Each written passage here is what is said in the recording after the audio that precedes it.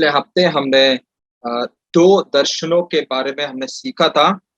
घोड़ों से संबंधित दर्शन और चार सिंह और चार लोहार से संबंधित दर्शन।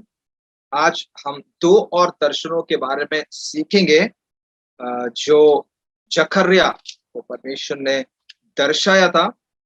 वो है नापने की डोरी से संबंधित दर्शन और चौथा है महायाजक से संबंधित दर्शन। ये दो दर्शन आज हम यहाँ पर सीखेंगे। और जिस तरह हमने प्रार्थना किया है कि प्रभु हमारी अगुवाई करे, मदद करे, यह है आज हम सीखेंगे। तीसरा जो दर्शन जकर्या को परमेश्वर ने दिखाया वो था नापने की डोरी से संबंधित दर्शन। आइए हम उस वचन को पढ़ेंगे। दूसरा अध्याय उसका 1 से 13 तक है, बट हम 5 तक पढ़ेंगे पहले, फिर हम आगे देखेंगे। 1 से 5 तक कोई पढ़ लीजिएगा। फिर मैंने आंखें उठाई तो क्या देखा कि हाथ में नापने की डोरी लिए हुए एक पुरुष है। तब मैंने उससे पूछा, तू कहाँ जाता है? उसने मुझसे कहा, यरूशलेम को नापने जाता हूँ कि देखूं उसकी चौड़ाई कितनी और लंबाई कितनी है। तब मैंने क्या देखा कि जो दूत मुझसे बातें करता था वह चला गया और दूसरा दूत उससे मिलने के लिए आकर उससे कहता है, दौड़कर इस जवान से कह, यरूशलेम मनुष्यों और घरेलू पशुओं की बहुतायत के मारे शहरपनाह के बाहर भी बसेगी। यहोवा की यह वाणी है कि मैं आप उसके चारों ओर आग की सी शहरपनाह ठहरूंगा और उसके बीच में तेजों में होकर दिखाई दूंगा। ओके, तो हम जब जकर्या उसका पहला अध्याय 16वें वचन को जब आप पढ़ते हैं, जो कहता है, इस कारण यहोवा यूं कहता है, तब मैं दया करके यरूशलेम को लौट आया हूं, मेरा भवन उसमें बनेगा और यरूशलेम पर नापने की डोरी डाली जाएगी। सेनाओं के यहोवा की यही वाणी है ना। जो दर्शन दूसरे अध्याय में परमेश्वर जकर्या को दिखाता है, उसका जिक्र ऑलरेडी जो पहले अध्याय उसके 16वें वचन में परमेश्वर वहां पर करता है, जो कहता है कि मेरा भवन उसमें बनेगा और यरूशलेम पर नापने की डोरी डाली जाएगी। तो उसी तरह मैंने यहाँ पर लिखा है कि ऐसा प्रतीत होता है कि यह दर्शन जकर्या पहले अध्याय 16वें में व्यक्त किए गए विचार को और विकसित करता है ना। जो उसका दूसरे अध्याय 1 से 5 तक जो वचन हमने पढ़े हैं, इस 16वें वचन को विकसित करने वाला ये दर्शन है। तो दर्शन का पहला भाग है ना, जो हमने 1 से 5 तक यहाँ पे पढ़ा गया है, तो ये इंगित करता है कि यरूशलेम अति प्रभा के लिए बसा हुआ होगा और प्रभु द्वारा संरक्षित होगा, है ना। यहाँ पर वही आखिरी में लिखा है कि यहोवा की यह वाणी है कि मैं आप उसके चारों ओर आग की सी शहरपनाह ठहरूंगा और उसके बीच में तेजोमय होकर दिखाऊंगा, है ना। तो जो यरूशलेम है उसे उसकी रक्षा करना या उसे संरक्षित करना परमेश्वर खुद कहता है कि वो करेगा। अब दूसरे भाग में जब हम उसके दूसरे अध्याय 6 से 9 तक हम जब पढ़ते हैं, तो दूसरा भाग बिखरे हुए यहूदियों को वापस लौटाने का आह्वान करता है। ठीक है, पहला क्या है कि यहाँ पर परमेश्वर की जो यरूशलेम की अति प्रभा के लिए बसा हुआ होगा और प्रभु उसे क्या करेगा, संरक्षित करेगा। दूसरे भाग में परमेश्वर जो यहूदियों को वापस लौटाने का आह्वान करता है, जो दूसरे अध्याय 6 से 9। तो यहाँ पर है कि बाबुल से भागने के लिए, जो बेबीलोन है बाबुल, वहां से भागने के लिए परमेश्वर उन्हें आह्वान देता है, क्योंकि यहोवा ऐसी जातियों के विरुद्ध है ना। जो बेबीलोन है, भले ही परमेश्वर ने उन्हें उनके हाथ में कर दिया था, मगर परमेश्वर उनके विरुद्ध है। तो ये कारण था कि परमेश्वर यहूदियों को वापस लौटाने का आह्वान करता है, वो दूसरे भाग में जो हमने देखा 6 से 9 तक। और तीसरा भाग सिय्योन और कई राष्ट्रों के भविष्य के आनंद की घोषणा करता है। तो जकर्या 10 से 12 तक, दूसरा अध्याय जब 10 से 12 तक पढ़ेंगे तो वहां पर हम देख सकते हैं कि किस तरह परमेश्वर सिय्योन और कई राष्ट्रों के भविष्य के आनंद की क्या करता है, यहां पर घोषणा करता है। तो उसमें मंदिर के पूरा होने के तुरंत बाद भाग में पूरा हुआ और मसीहा के आने के साथ भाग में पूरा हुआ। तो ये दोनों चीजें हम इसके अंदर जो तीसरा भाग है उसमें हम देखते हैं कि मंदिर का पूरा होना और मसीह के आने के साथ जो इस भाग में हम देखते हैं। और अंत में जो 13वां वचन है, सभी को चुप रहने का आह्वान, क्योंकि परमेश्वर उत्तेजित हुआ है, अर्थात वो कुछ कार्य करने वाला है। क्योंकि हमने पिछले हफ्ते हमने जब पहले अध्याय में, है ना, जो 4 सींग और 4 लोहा का जो दर्शन हमने देखा था, वहां पर हमने पढ़ा था कि परमेश्वर जब जो घोड़े हैं पूरी पृथ्वी पर जब सैर करके आते हैं और वहां की जो रिपोर्ट लिख के आते हैं, कहते हैं कि सारी पृथ्वी क्या है, शांत है ना। तो यहां पर भी वही एक बात को दर्शाया गया है कि सभी को चुप रहने का आह्वान, क्योंकि परमेश्वर क्या करने वाला है, कुछ कार्य करने वाला है। परमेश्वर उत्तेजित है कि अपने लोगों के लिए वो कुछ कार्य करे। तो ये दर्शन भी मंदिर के निर्माण को प्रोत्साहित करने के लिए एक रूप से डिजाइन किया गया प्रतीत होता है ना। तो दूसरा अध्याय उसका 1 से 13। तो हमने इस पूरे दूसरे अध्याय को, है ना, 3 या 4 भाग में हम कह सकते हैं जो बांटा है ना। पहला भाग हमने देखा कि किस तरह परमेश्वर यरूशलेम के अति प्रवाह के लिए बसा हुआ होगा और प्रभु उसे क्या करेगा, संरक्षित या सुरक्षित परमेश्वर उसे करेगा। दूसरे भाग में जो 6 से 9 तक है वो यहूदियों के वापस लौटने का आह्वान वहां पर दर्शाया गया है। और जो तीसरा भाग है, सिय्योन और कई राष्ट्रों के भविष्य के आनंद की घोषणा 10 से 12 तक यहाँ पर की गई है। और अंत में परमेश्वर 13वें वचन में चुप रहने का एक आह्वान वहां पर देता है। क्यों? क्योंकि परमेश्वर अपने लोगों के लिए कुछ उत्तेजित हुआ है और उनके लिए कुछ कार्य करने वाला है। तो आप यहाँ पर अपने मोबाइल्स में या लैपटॉप्स में जो भी है देख सकते हैं, जो तीसरा दर्शन है ना, एक व्यक्ति क्या कर रहा है, यरूशलेम की शहरपना या उसकी जो दीवार है उसे क्या कर रहा है, एक डोरी से, है ना, नाप रहा है। जो हमने पहले देखा था मैंने कि एक व्यक्ति क्या कर रहा है, ये आज के समय पर, है ना, मेजरिंग टेप वगैरह आ गया है, जो हम दीवारों को, दरवाजों को या कोई भी चीज हो, हम उसे नापने के लिए हम इस्तेमाल करते हैं। तो जो दर्शन देखा गया उसके हिसाब से देखें तो ये एक व्यक्ति जिसको दर्शन दिया गया है वो दीवार को नाप रहा है। और यहाँ पर भले ही साफ नहीं है, तो तीसरा जो चित्र है वो यरूशलेम इन द टाइम ऑफ नेहम्या जो एक अगुआ था उसके समय पर यरूशलेम की जो अवस्था थी वो दिखाया गया कि जहां शहरपनाह उसकी दीवारें टूटी पड़ी हुई थी। अब आगे बढ़ेंगे। जकर्या एक आदमी या शायद एक स्वर्गदूत को यरूशलेम को मापने के रास्ते में देखता है ताकि यह सुनिश्चित हो सके कि आने वाले समृद्धि में सभी लोगों के लिए पर्याप्त जगह होगी, है ना।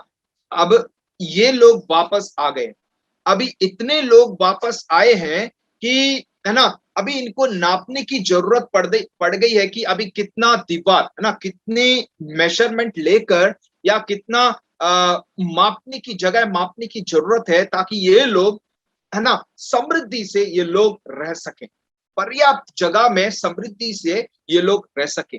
तो यह संकेत दे सकता है कि वह व्यक्ति जकर्या के समय में यरूशलेम के चारों ओर की शहरपनाह के पूर्व निर्माण की तैयारी में नाप रहा था, है ना। जो दर्शन दिया गया है तो वो एक उसी तौर पे दिया गया है कि एक व्यक्ति जब दीवार बनाने जा रहा है, क्योंकि लोग वहां पर पर्याप्त जगह में समृद्धि से रह सकें, तो उसी चित्र को एक दर्शन के रूप में जकर्या को दिखाया है कि एक व्यक्ति क्या कर रहा है, यरूशलेम के चारों ओर की शहरपनाह को पुनर्निर्माण की तैयारी में क्या कर रहा है, वो नाप रहा है।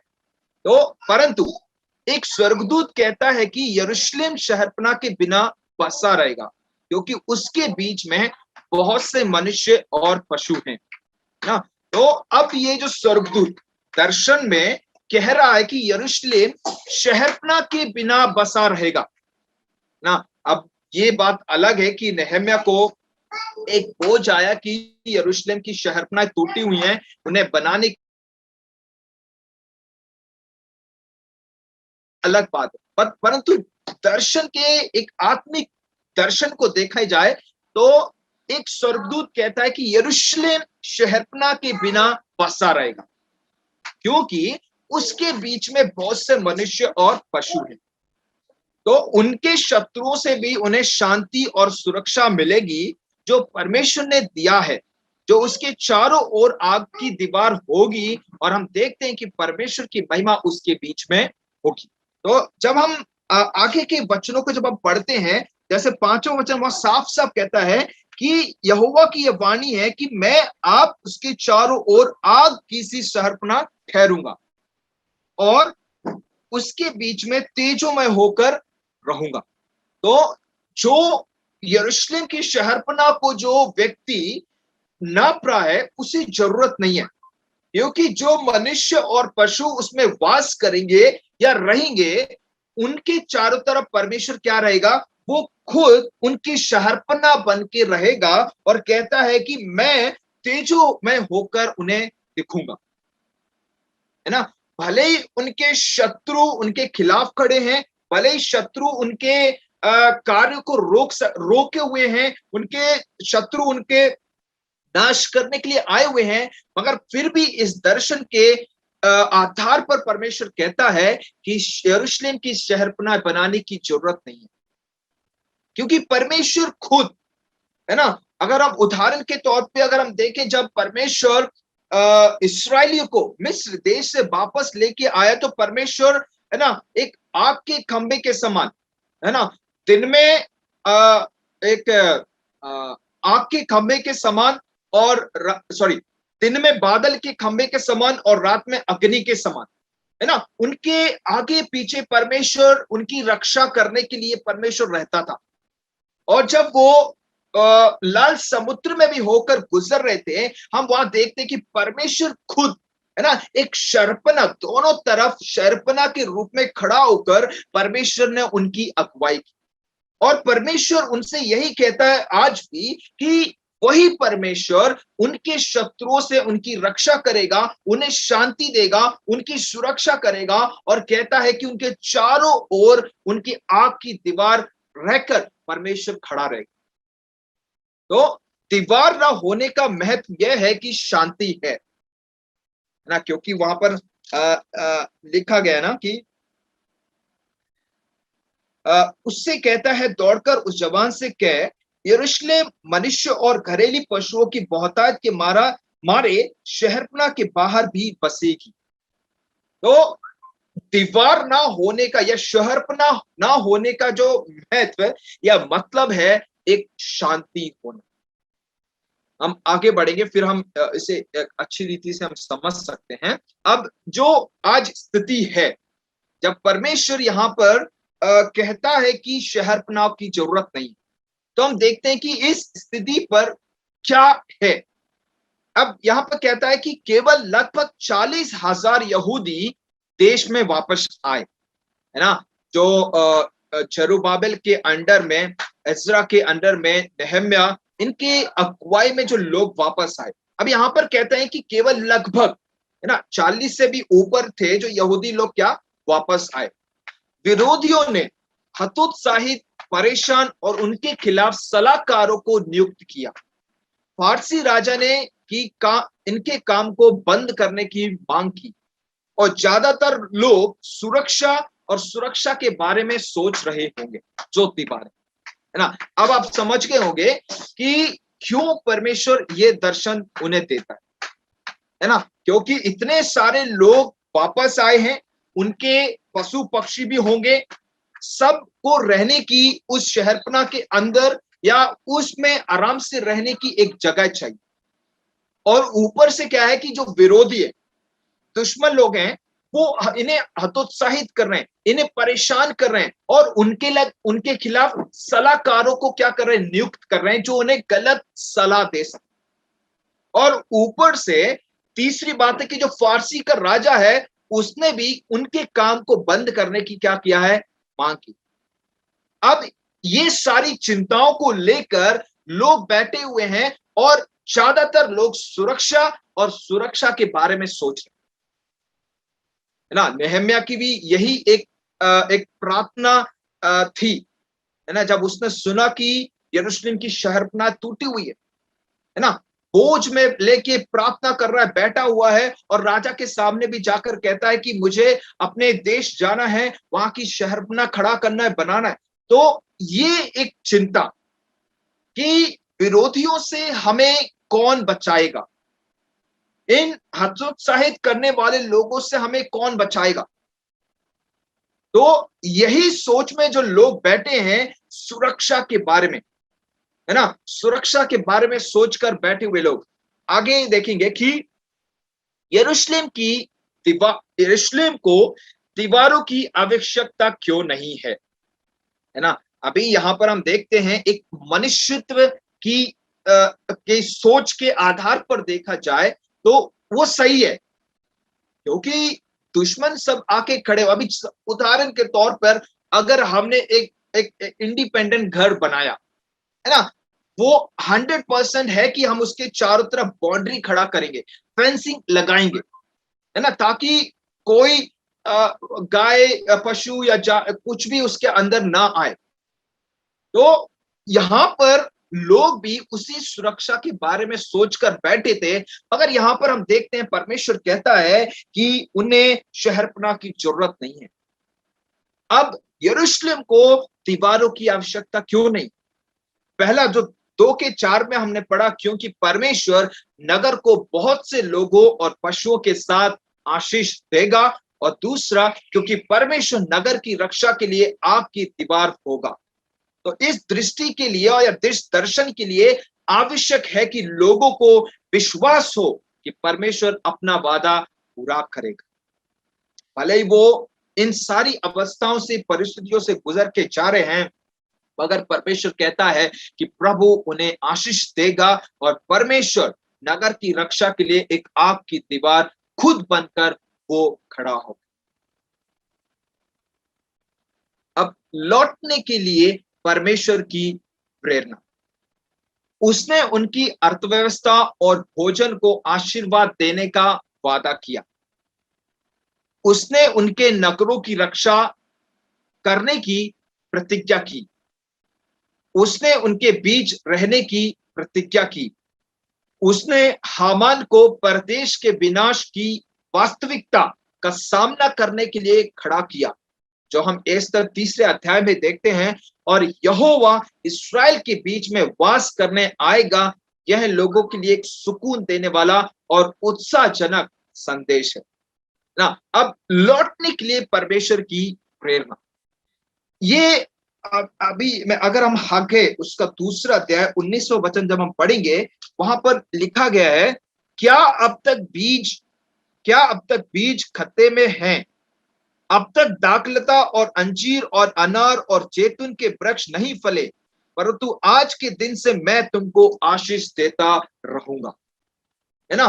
तो इस वचन के आधार पर देखें तो उनकी अर्थव्यवस्था और उनके खाने के लिए, है ना, क्योंकि वहां पर क्या है कि दाखलता, अंजीर, अनार, जैतून के वृक्ष फले नहीं है, हम क्या खाएंगे, कैसे रहेंगे? तो परमेश्वर उन्हें क्या कहता है कि आशीर्वाद देने का एक वादा करता है और उन्हें लौटने के लिए परमेश्वर प्रेरणा देता। मैं एक आर्टिकल देख रहा था कि ये लोग वापस लौटना क्यों नहीं चाहते थे ना।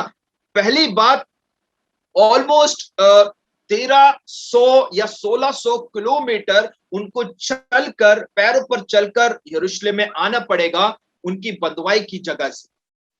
और दूसरा कारण, बेबीलोन में या असीरिया में जब वो रहते थे, उनके पास सब कुछ था, आराम था, खाने के लिए सब कुछ था, पेट भर खाना मिल रहा था, सब था।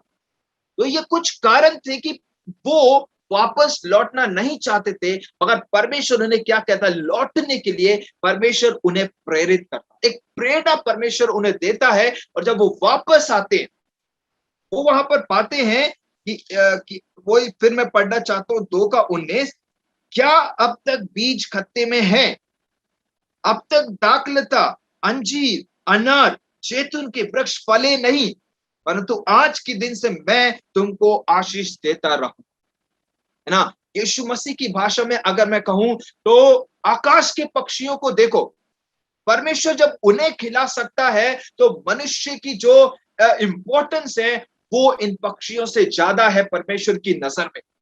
तो परमेश्वर जब उन्हें खिला सकता है तो परमेश्वर हमें क्यों नहीं खिला सकता, है ना। इसलिए कल की चिंता ना करें कि हम क्या खाएंगे, क्या पहनेंगे, कहां रहेंगे। प्रभु आप इसकी व्यवस्था करने वाला परमेश्वर है, परमेश्वर आशीर्वाद देने वाला परमेश्वर है। और कहता है कि उसने उनके नगरों की रक्षा करने की प्रतिज्ञा की। और 2:11 में हम पढ़ेंगे कि उनके बीच रहने की भी परमेश्वर प्रतिज्ञा करता है। और जैसे एस्तर 3 अध्याय को जब हम पढ़ते हैं, वहां पर हामान को परमेश्वर रखता है कि जो प्रभु के लोग हैं उनका विनाश होने से, है ना, उनको पूरी तरह से नाश होने से परमेश्वर हामान के द्वारा परमेश्वर हामान को खत्म करता है ना। जो वहां पर हम पढ़ते कि हामान प्रभु के लोगों को नाश करने का एक प्लान बना रहा था, योजना बना रहा था, मगर परमेश्वर एक ऐसे व्यक्ति को और एस्तर को खड़ा करता है जिनके द्वारा परमेश्वर ने सारे प्रभु के लोगों को बचाया। तो यहोवा इस्राएल के बीच में वास करने आएगा, यह लोगों के लिए एक सुकून देने वाला और उत्साहजनक संदेश है। एक लंबी अवधि की पूर्ति, तब जो आने वाले काल में जब यीशु मसीह अपने राज्य में जब आएगा, यरूशलेम की रक्षा के लिए मसीह फिर से यरूशलेम के चारों ओर आग की दीवार बन जाएगा। यहूदियों को फिर से पृथ्वी के चारों कोनों से इस्राएल के लिए बुलाया जाएगा और यरूशलेम लोगों और जानवरों के साथ आशीषित होगा।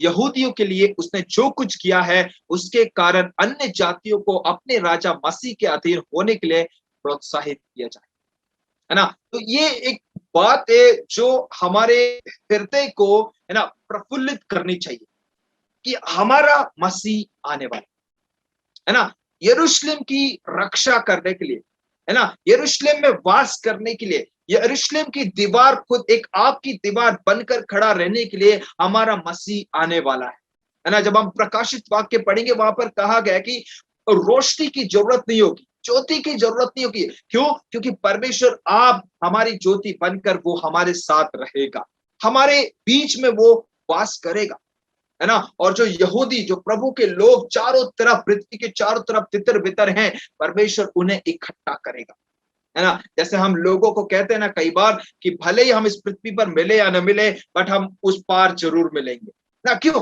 क्योंकि हमें वो एक आशा है कि प्रभु अपने लोगों को इकट्ठा करेगा जब वो मसीह बादलों पर आएगा और हम ऐसे लोगों से मिलेंगे जिन्हें हम जानते भी नहीं होंगे या जिन्हें हम जानते हैं। एक हमारी आशा है ना। और जो लोग इस दुनिया से गुजर गए उन्हें भी हम प्रभु यीशु मसीह के साथ हम देखेंगे, है ना। ये एक आशीषमय वचन, एक हमें प्रफुल्लित करने वाला वचन प्रभु कहता है इस दर्शन के आधार पर कि इसे नापने की जरूरत नहीं, है ना, क्योंकि परमेश्वर खुद एक उनकी शहरपना बनकर, एक आग की दीवार बनकर उनके चारों तरफ खड़े होकर परमेश्वर उनकी रक्षा करेगा।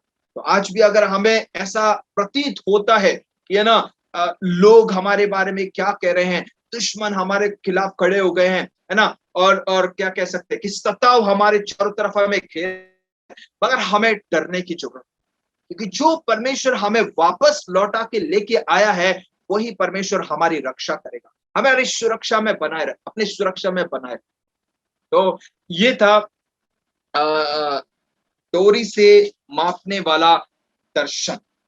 आगे हम बढ़ेंगे, जो चौथा दर्शन है महायाजक से संबंधित दर्शन को हम देखेंगे। महायाजक से संबंधित दर्शन। तीसरा अध्याय उसका 1 से 10 तक है। हम पहले 1 से 5 तक हम पढ़ लेंगे।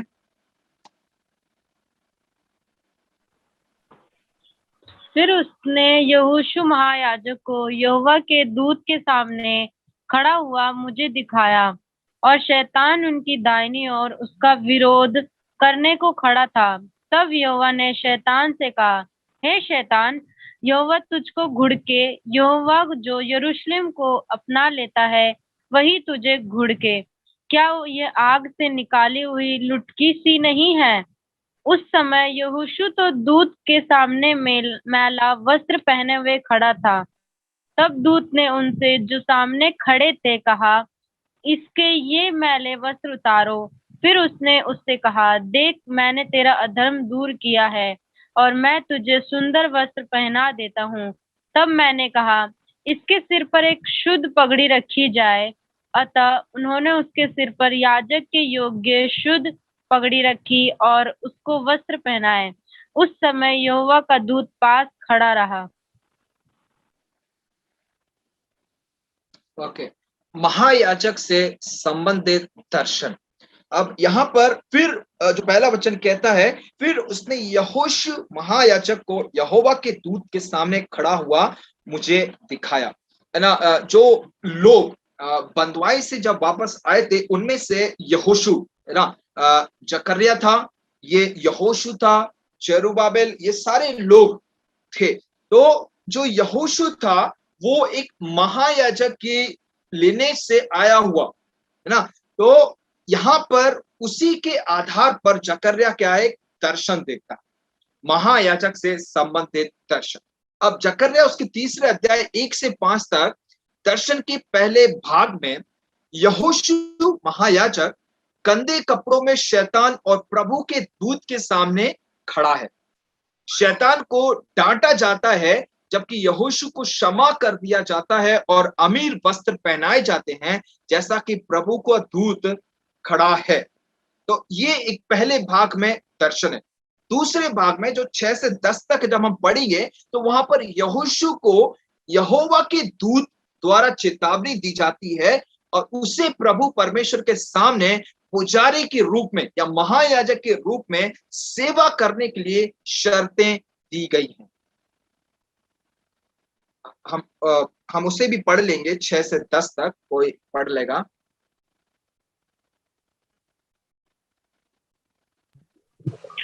तब यहोवा के दूत ने यहोशू को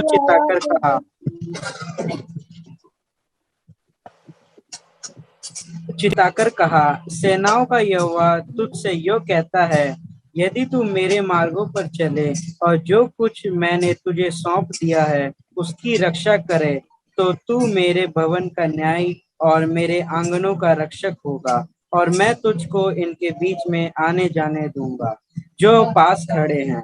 हे यहोशू महायाजक, तू सुन ले, और तेरे भाई बंधु जो तेरे सामने खड़े हैं वे भी सुने, क्योंकि वे मनुष्य शुभ शकुन है। सुनो, मैं अपने दास साख को प्रकट करूंगा। उस पत्थर को देख जिसे मैंने यहोशू के आगे रखा है। उस एक ही पत्थर के ऊपर 7 आंखें बनी है।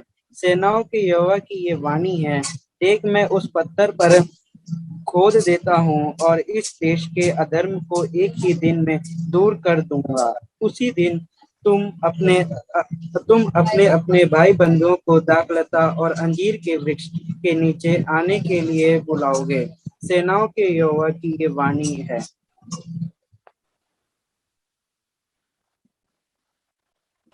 तो पढ़ा क्या है, तो दर्शन के दूसरे भाग में यहोशू को ये प्रभु परमेश्वर के सामने महायाजक के रूप में सेवा करने के लिए शर्तें दी गई। यहोशू और उसके साथी आने वाले सेवक शाखा यानी आने वाले मसीह का चिन्ह है। यहोशू के सामने एक पत्थर रखा गया है जिस पर 7 आंखें हैं, जिस पर परमेश्वर अपना शिखा लेख खुदवाएंगे। प्रभु उस दिन समृद्धि का वर्णन करते हुए अधर्म को दूर करने का वादा करता है। यह दर्शन मंदिर में याजकीय सेवा को पुनः स्थापना को प्रोत्साहित करने के लिए डिजाइन किया गया प्रतीत होता है और इसमें निश्चित रूप से मसीहाई रूप है। ठीक है, तो ये है दो भागों में इस तीसरे अध्याय को या इस दर्शन को हम बांट सकते हैं, है ना। तो पहले भाग में यहोशू महायाजक के जो गंदे कपड़े हैं, गंदे कपड़ों में शैतान और प्रभु के दूत के सामने खड़ा है और शैतान को डांटा जाता है, यहोशू को क्षमा करके और उसे नए वस्त्र पहनाए जाते हैं और प्रभु के सामने खड़ा कर दिया जाता है। और दूसरे भाग में यहोशू को कुछ चेतावनी के रूप में बातें बताई गई हैं और शर्तें दी गई हैं, है ना, जहां पर एक शाखा के बारे में, एक सेवक के बारे में, एक पत्थर के बारे में जिसमें 7 आंखें हैं और कहा गया है कि परमेश्वर अपना शिलालेख खुदवाएंगे और उस दिन समृद्धि का वर्णन करते हुए अधर्म को दूर करने का वादा परमेश्वर करता है। तो चित्र के आधार पर आप देख सकते हैं कि शैतान और दूत खड़ा हुआ है ना, और परमेश्वर है और जो महायाजक उसके पुराने कपड़ों को उतारकर नए कपड़े उसको पहनाए जा रहे हैं और ये 7 आंखें एक पत्थर के ऊपर गड़ी हुई है और ये है एक शाखा, है ना, जो एक शाखा निकलेगी उसके बारे में जो ये दर्शन दर्शाता है। यहोशू इस्राएल राष्ट्र का प्रतिनिधित्व करता है। अब जो यहोशू यहाँ पर हम देखते हैं महायाजक, पहले वचन में जो कहता है, फिर उसने यहोशू महायाजक को यहोवा के दूत के सामने, अब जो यहोशू है वो इस्राएल राष्ट्र को, ना एक व्यक्ति नहीं मगर पूरे राष्ट्र का क्या करता है, वो प्रतिनिधित्व करता है। शैतान इस्राएल की बेवफाई को परमेश्वर के अनुग्रह के योग्य नहीं होने की ओर इशारा कर रहा है ना, क्योंकि जैसे हमने यहाँ चित्र में देखा कि शैतान यहाँ पर खड़ा हुआ है और जो भी पाप या गंदे काम या जो भी लुचपन, जो भी गलत काम किए हैं, उन सारी बातों को वो परमेश्वर के सामने इस महायाजक या इस यहोशू के बारे में कह रहा है ना। मगर परमेश्वर क्या करता है, शैतान को डांट कर प्रभु इसे क्षमा करता है और नए वस्त्र पहनाता है। तो वही अपर ना, तो यहोशू एक पूरे इस्राएल का प्रतिनिधित्व करने वाला है।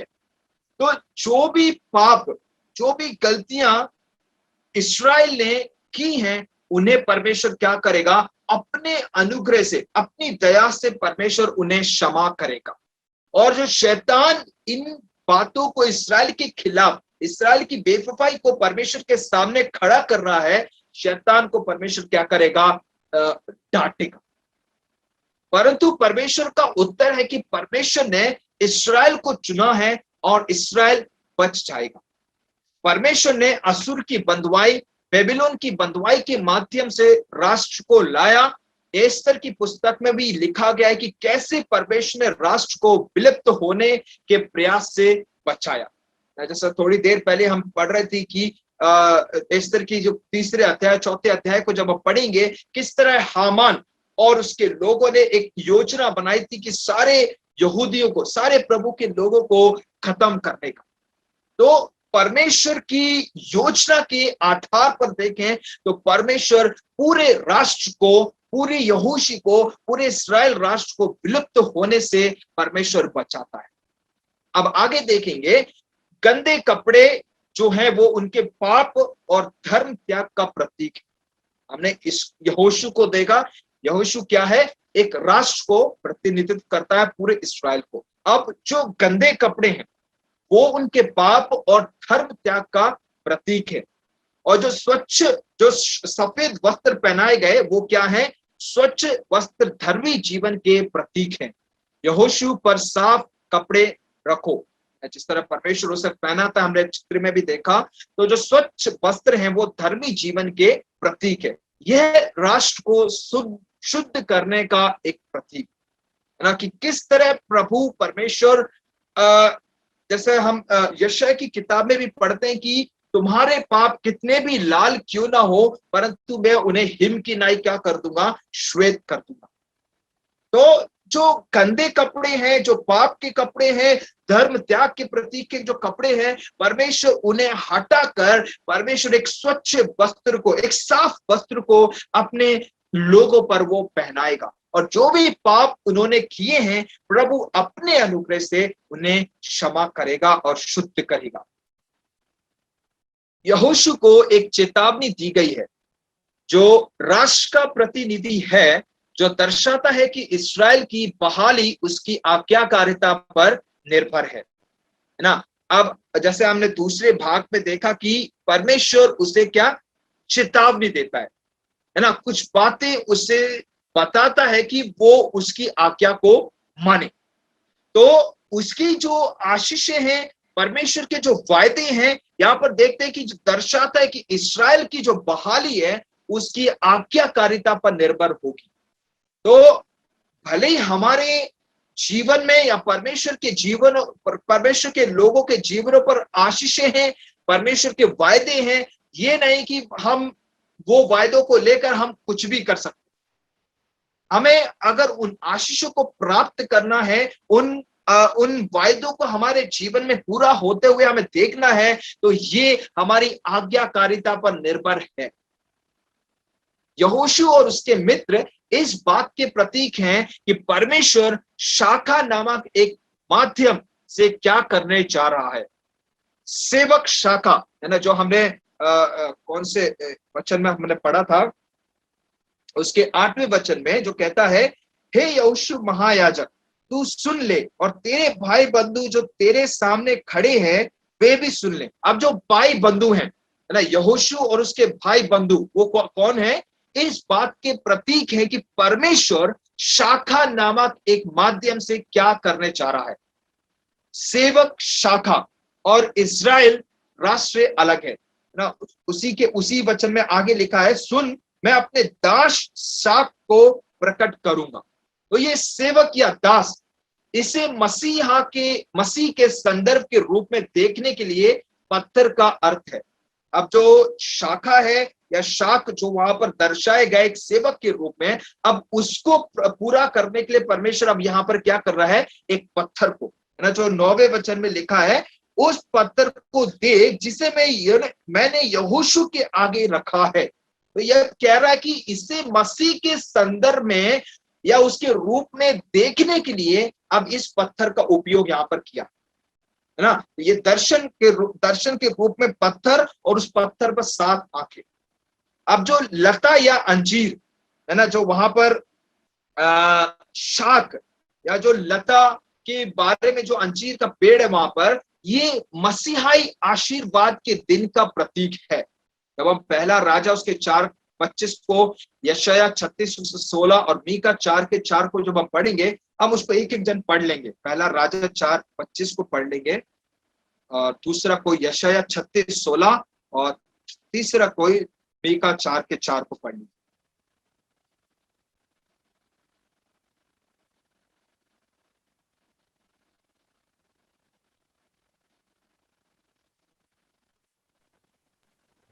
दान से बेशेबा तक के सब यहूदी और इजरायली अपनी अपनी दाखलता और अंजीर के वृक्ष तले सुलेमान के जीवन भर निडर रहते थे।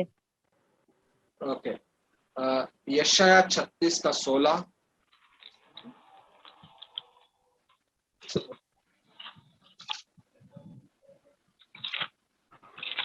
हिजकिय्याह की मत सुनो,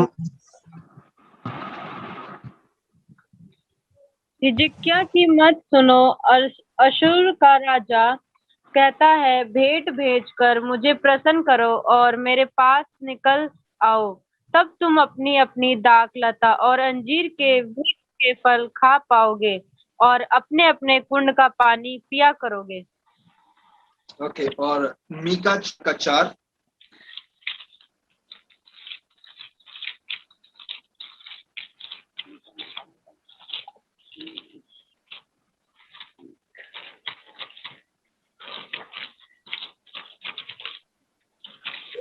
और लोग आगे को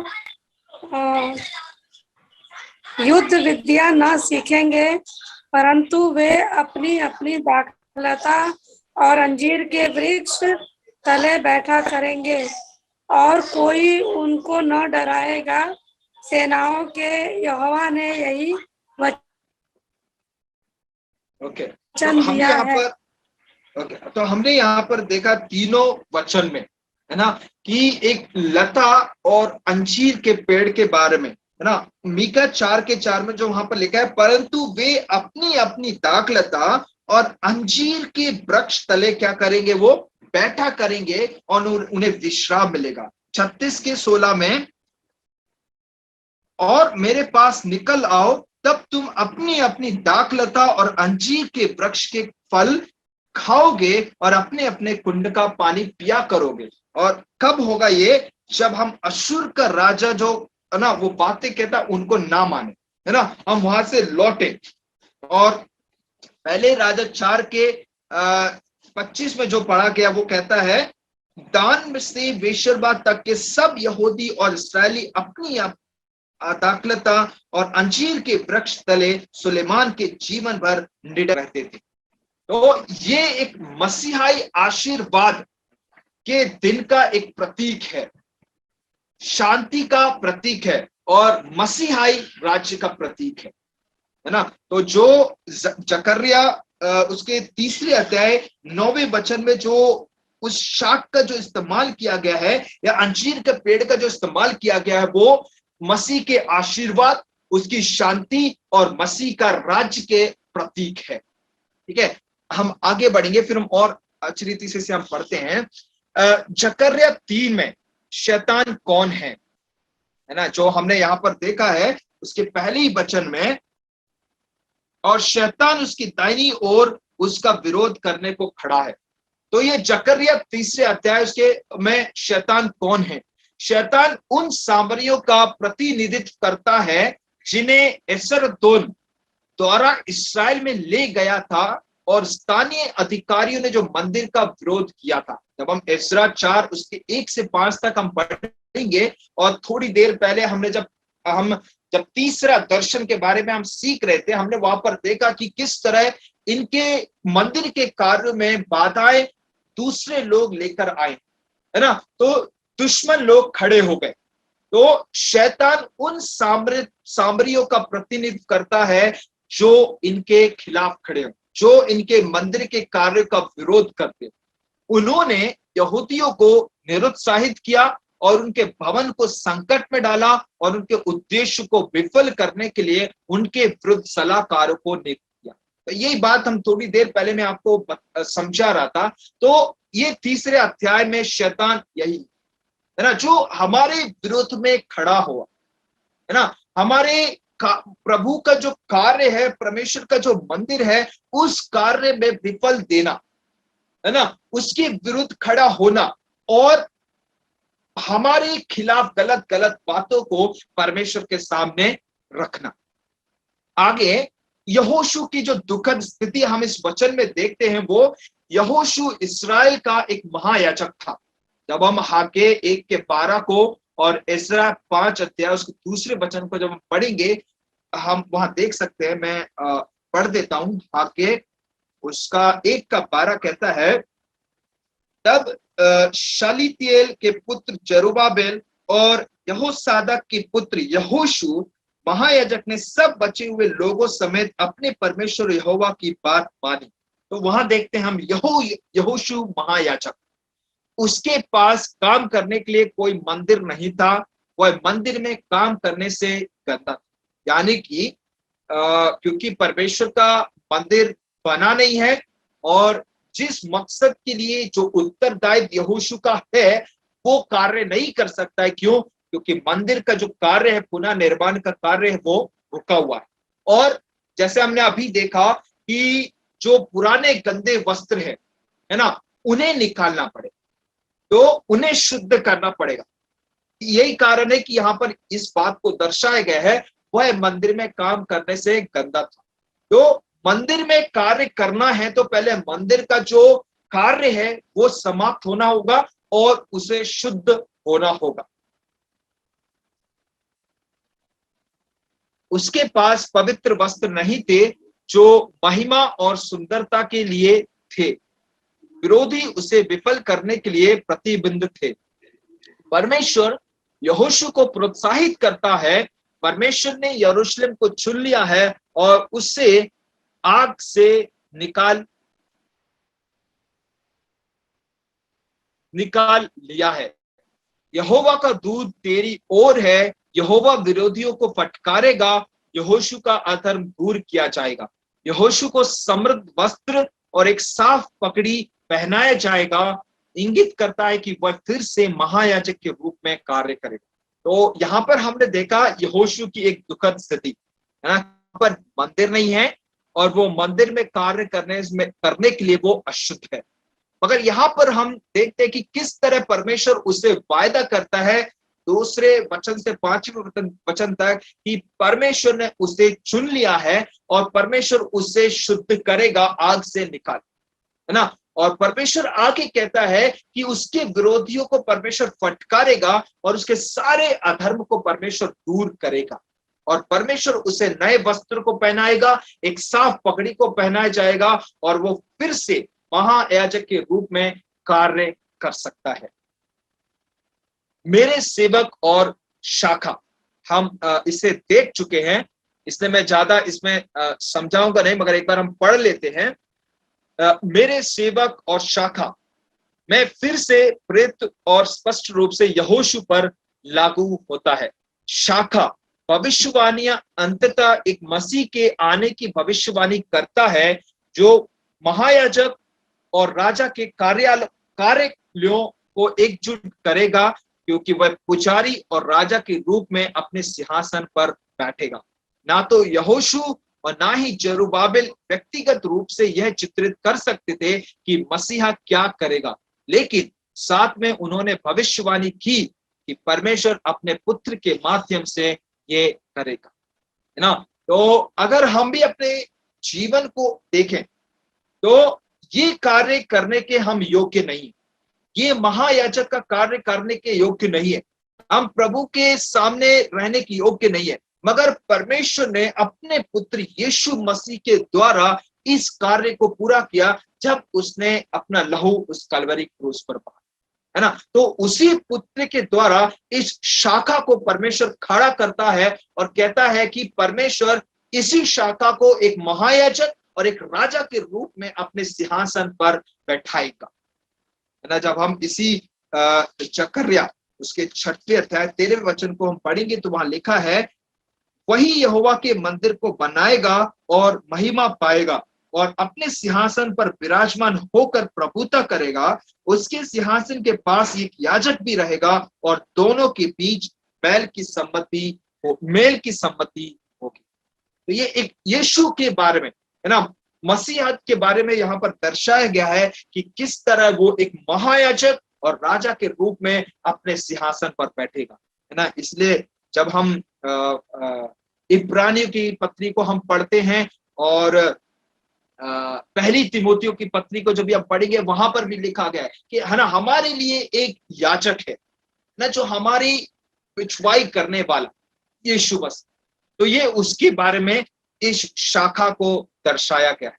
आगे बढ़ेंगे, जो पत्थर 9वें वचन में जो हमने यहाँ पे एक पत्थर देखा है ना, वो क्या है कि मंदिर की नींव की आधारशिला नहीं, क्योंकि यह 16 साल पहले इस्रा, जब हम 3रे अध्याय को हम पढ़ेंगे तो वहां पर रखी गई। आपको अगर याद हो तो मैंने जब हमारी क्लास शुरू हुई थी इस जकर्या के बारे में, मैंने आपको बताया था कि 538-39 में परमेश्वर ईसा पूर्व में परमेश्वर इन्हें लौटा के लेके आता है और कम से कम 16 साल तक जो परमेश्वर के मंदिर का कार्य है वो रुका रहता है। मगर जो पत्थर है जो मंदिर की एक नींव को दर्शाता है, वो ऑलरेडी इन्होंने रख चुका था, क्योंकि कार्य शुरू हो गया था। मगर जैसे ही दुश्मनों ने देखा कि ये प्रभु के मंदिर को बना रहे हैं ऐसा वैसा, तो लोग इनके खिलाफ खड़े हो गए और परमेश्वर के मंदिर का जो पुनः निर्माण का कार्य है वो रुक गया। तो पत्थर मंदिर की नींव की आधारशिला नहीं है, क्योंकि ये 16 साल पहले रखी गई है।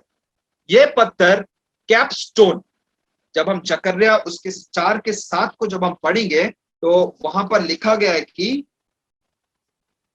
हे बड़े पहाड़ तू क्या है, जरूबाबेल के सामने तू मैदान हो जाएगा, और वह चोटी का पत्थर यह पुकारते हुए आएगा, उस पर अनुग्रह हो अनुग्रह, है ना। तो ये चोटी का पत्थर, कोने का पत्थर, है ना। जब हम नए नियम में कई बार कई जगहों में हम पढ़ते हैं कोने का पत्थर, तो ये कैपस्टोन पत्थर है जो मंदिर का अंतिम पत्थर है।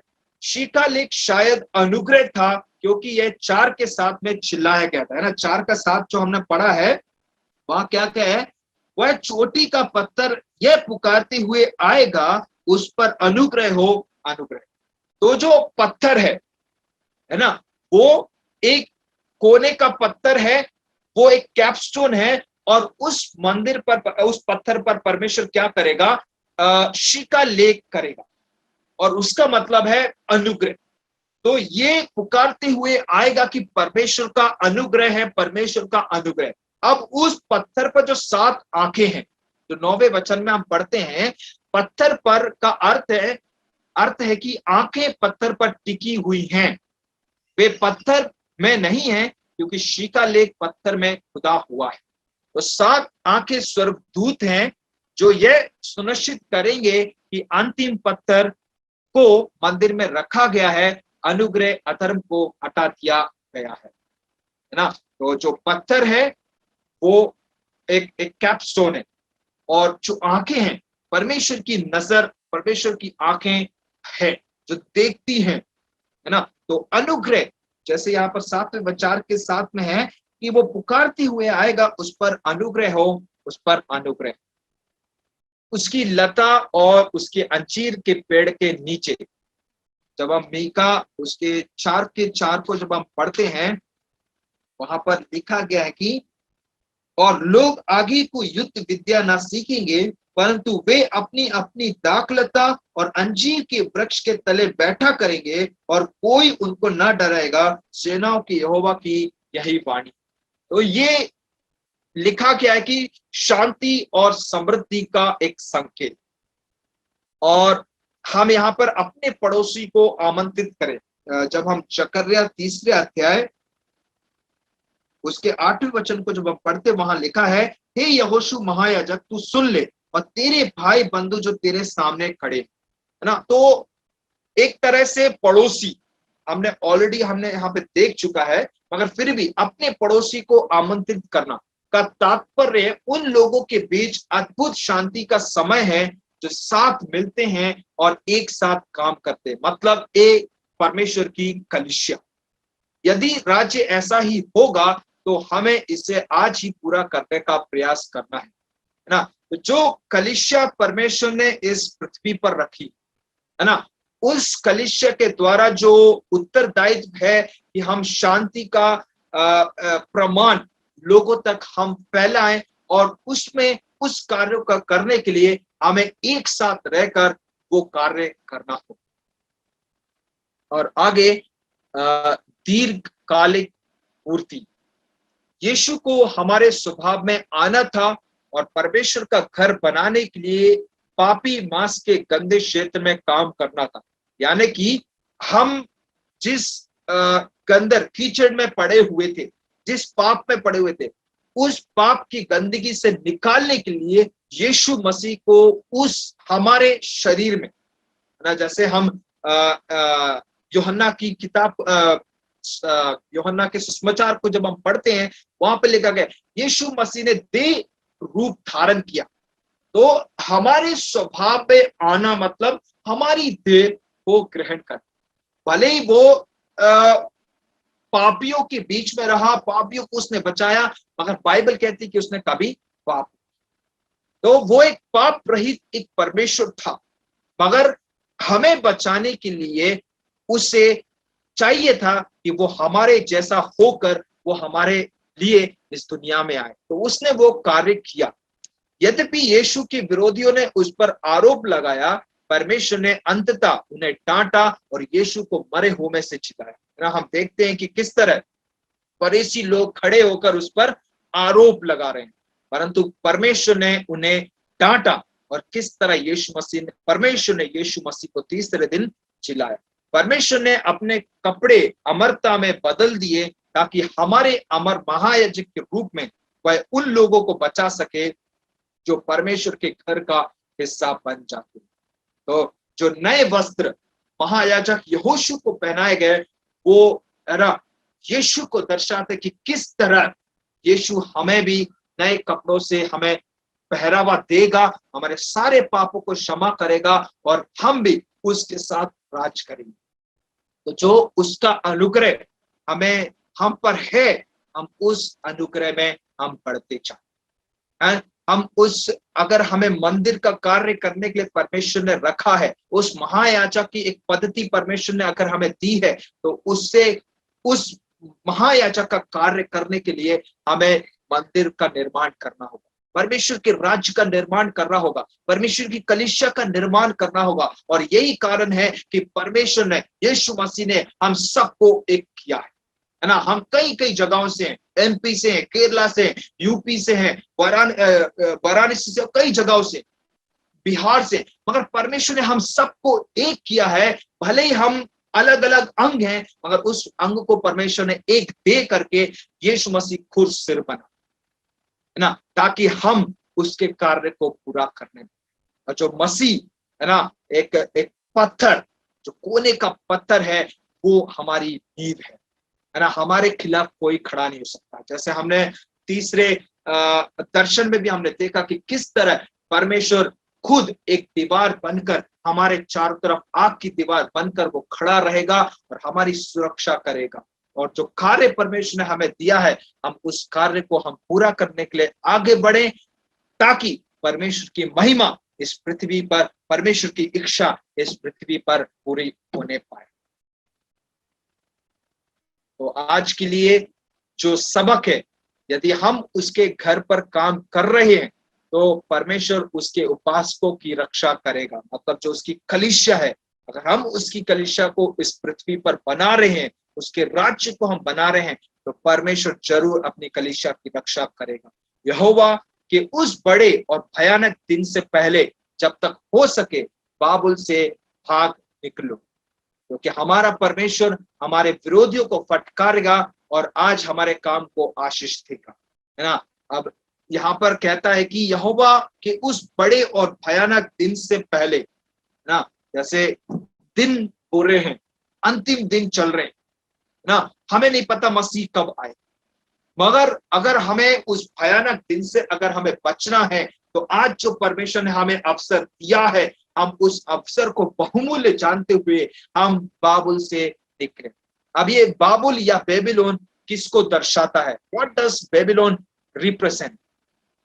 Babylon represents man's efforts to replace God with himself. Babylon परमेश्वर को स्वयं से बदलने के मनुष्य के प्रयासों का प्रतिनिधित्व करता है ना। जब हम परमेश्वर का जो कार्य है ना, हम खुद की दम पर, हम खुद की बुद्धि पर, खुद की इच्छा पर करने की हम कोशिश करने लगते हैं, है ना। जब ये लोग भी जब बेबीलोन में थे या बाबुल में थे, वहां पर भी अपनी इच्छा पर कार्य करते थे, अपनी खुद की रीति रिवाजों को तैयार करने लगे, अपनी बुद्धि से कार्य करने लगे। और परमेश्वर चाहता था कि उन सब कार्य को वो छोड़कर, बेबीलोन को छोड़कर वो वापस प्रभु के मंदिर में, परमेश्वर जगह में आए, प्रभु के मंदिर को बनाए। और आज जब परमेश्वर ने हमें भी बेबीलोन से बुलाया है, इजिप्ट से निकाला है, तो परमेश्वर चाहता है कि हम उसकी इच्छा को पूरा करें। जो वायदे का जो देश है, हम उस देश में प्रवेश करने वाले होने।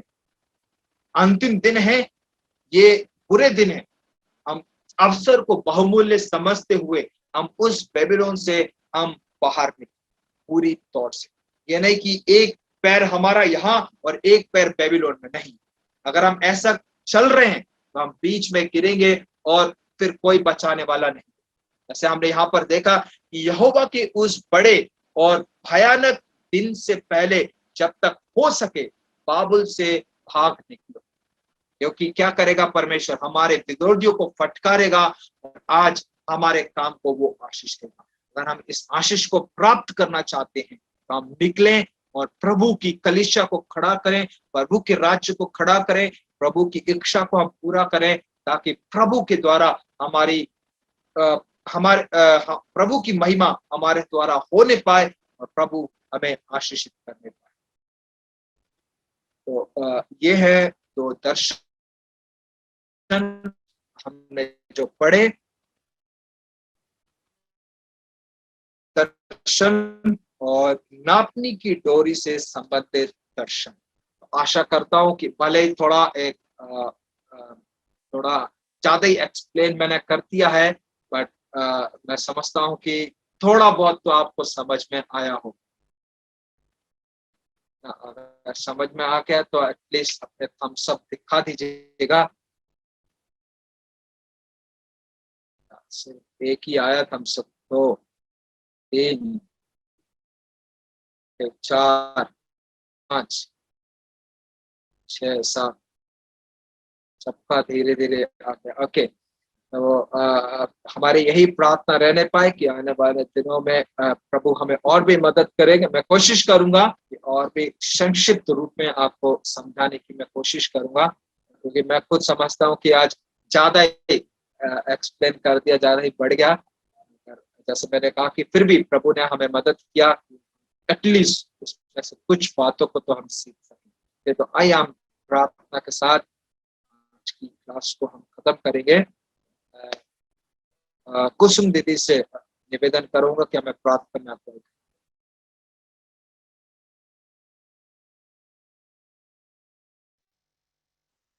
धन्यवाद करते हैं सर्वशक्तिमान जीवित और सामर्थ्य परमेश्वर, राजाओं के राजा प्रभु। हम धन्यवाद करते हैं परमेश्वर प्रभु जी, इस समय प्रभु जी आपके दास के द्वारा परमेश्वर प्रभु आपने जिन वचनों को हमारे लिए दिया परमेश्वर प्रभु जी, प्रभु वो वचन हमारे हृदय की पट्टियों पर लिखा जाए परमेश्वर प्रभु जी, और आने वाले समय में प्रभु जी वो हम लोग के कार्य करे परमेश्वर, और वचन हम लोग के जीवन में प्रभु जी प्रकट होने पाए परमेश्वर, और उसकी सी जीवन है परमेश्वर वैसा हो परमेश्वर। और प्रभु जी हम अपने बच्चों को भी परमेश्वर उसको सिखाने पाए परमेश्वर प्रभु।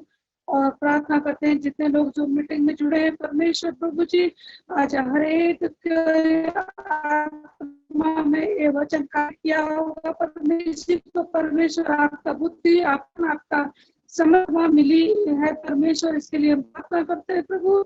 और परमेश्वर प्रभु जी इस मीटिंग को परमेश्वर सौंपते हैं प्रभु, और परमेश्वर आने वाले दिनों में परमेश्वर प्रभु जी आपके दास के द्वारा प्रभु जी हम लोग और भी अच्छे वचनों को सीखने पाए परमेश्वर। एक बार फिर से जुड़े हैं प्रभु, बाइबल क्लासेस में जुड़े हैं प्रभु जी, हम लोग लगातार एक्टिव रहने पाए परमेश्वर, किसी प्रकार का कोई रुकावट ना हो प्रभु जी। और परमेश्वर अपने दास पर प्रभु आशीष कीजिए, अनुग्रह कीजिए परमेश्वर, और प्रभु हर एक भाई बहनों को भी आशीष कीजिए परमेश्वर प्रभु जी हर एक चीजों को में आपका अगुवाई और अनुग्रह मांगते हैं पिता। सारी महिमा आदर सम्मान आपको देते पिता, प्रार्थना विनती यीशु नासरी के नाम से मांगते, सुनिए दया से ग्रहण कीजिए यीशु मसीह के नाम। आमीन।